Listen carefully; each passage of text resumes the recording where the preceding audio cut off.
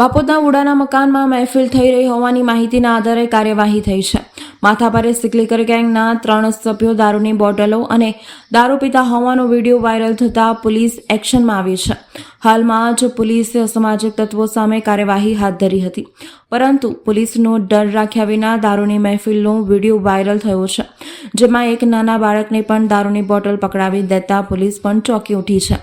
ગઈકાલે વાયરલ થયેલા વિડીયોમાં કાળુ નામનો માથાભારે પોલીસના ચોપડે નોંધાયેલ હિસ્ટ્રી સીટરનો હોવાનું પોલીસ માની રહી છે, જેમાં કાળુ સિકલીકર અને અન્ય 2 સિકલીકર સાથે ઘરમાં બેસી દારૂની મહેફિલ માણી રહ્યા છે અને દારૂની 9 બોટલો અને ગ્લાસમાં દારૂ પીતા હોવાનું જોઈ શકાય છે.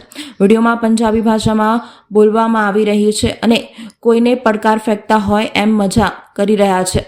ત્યારે જોવું રહ્યું કે હવે તેમના ઉપર શું કાર્યવાહી થાય છે. ચાલુ વિડીયોમાં જ એક નાનો બાળક પ્રવેશે છે અને એના હાથમાં દારૂની બોટલ પકડાવી દેવામાં આવે છે. આવા દ્રશ્યો જોઈ પોલીસ પણ ચોંકી ઉઠી હતી. પોલીસના ડર વિના 2 દિવસ અગાઉ મહેફિલ યોજાઈ હતી. કુમારવાડા પોલીસ સ્ટેશન મથક વિસ્તારમાં માથાભારે સિકલીકર ગેંગના સભ્યોએ કબૂલાત કરી હતી કે 24મી તારીખે રાત્રે આ મહેફિલ યોજાઈ હતી, જેમાં બાપોદ પોલીસ મથક હેઠળ આવતા વુડાના મકાનમાં મહેફિલ યોજાઈ હતી. પોલીસ હવે આ દારૂ ક્યાંથી લાવવામાં આવ્યો તેની પણ તપાસ કરી રહી છે. વારસિયા, કુંભારવાડા અને બાપોદ પોલીસ મથક એમ 3 પોલીસ મથકના કર્મચારીઓએ મહેફિલ માંડનારા આરોપીઓની શોધખોળ ચલાવી હતી.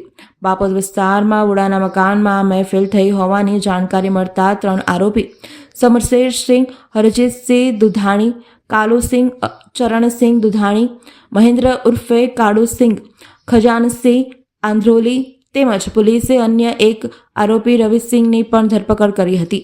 ઝડપાયેલા 4 આરોપીઓ સિકલીકર ગેંગના છે. 4 આરોપીઓ સામે પોલીસે કાયદેસરની કાર્યવાહી હાથ ધરી હતી.